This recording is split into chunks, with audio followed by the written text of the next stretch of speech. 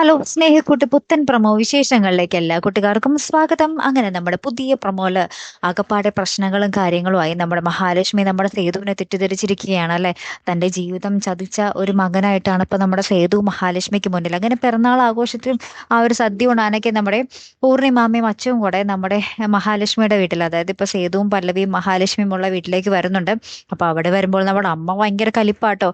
അമ്മ നമ്മുടെ സേതുവിനെ തട്ടി മാറ്റുന്നു, സദ്യയൊക്കെ വലിച്ച് എന്താ പറയാ കളയുന്നു, ഇലയെപ്പാടി ഇങ്ങനെ വലിച്ചെറിഞ്ഞ് കളയുന്നു. അപ്പൊ നമ്മുടെ മഹാലക്ഷ്മിയുടെ ഈ ഒരു കലി കണ്ടിട്ട് നമ്മുടെ പൂർണിമാമയും അച്ഛനും ഒക്കെ ആകപ്പാടെ ഞെട്ടി നിൽക്കുവാണേ.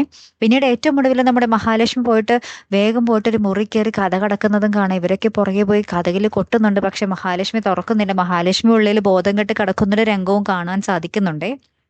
പിന്നെ നമ്മുടെ പൊന്നമ്മടം വീട്ടിലും ആകപ്പാടെ പ്രശ്നങ്ങളാട്ടോ. നമ്മുടെ ഇന്ദ്രജിത്തും നമ്മുടെ ഹരിയും തമ്മിൽ അങ്ങോട്ടും ഇങ്ങോട്ടും ഒന്നും രണ്ടും പറഞ്ഞ് അവർ തമ്മിൽ ഒരു കയ്യേറ്റം പോലെ നടക്കുന്നുണ്ട്. പിന്നെ നമ്മുടെ ഋതുവിന്റെ അടുത്തേക്ക് നമ്മുടെ ഇന്ദ്രജിത്ത് വരുമ്പോൾ ഇന്ദ്രജിത്തിനെ ഓടിക്കാൻ വേണ്ടി ഒരു ഫ്ലവർ വാസ് എടുത്ത് നമ്മുടെ ഋതു ഇന്ദ്രജിത്തിനെ അടിക്കാൻ പോകുന്നുണ്ട്. അങ്ങനെ കുറെ പ്രശ്നങ്ങൾ. ഏറ്റവും ഒടുവിൽ നമ്മുടെ പാറുവിനെ കാണാം. പാറുവിന്റെ വീട്ടില് നമ്മുടെ രാജലക്ഷ്മി വരികയും രാജലക്ഷ്മി നമ്മുടെ പാറുവിന്റെ അച്ഛനോടും അമ്മയോടൊക്കെ മാപ്പൊക്കെ പറഞ്ഞ് അവരായിട്ട് ഇങ്ങനെ എന്താ പറയാ സംസാരിച്ചിരിക്കുന്ന കുറച്ച് നല്ല നിമിഷങ്ങളും ഇതോടൊപ്പം തന്നെ ഉണ്ട് കേട്ടോ. കാത്തിരുന്നതിനെ കാണാം. അപ്പൊ അടുത്തൊരു വീഡിയോയുമായി വരുന്നത് വരയ്ക്കും ഗുഡ് ബൈ.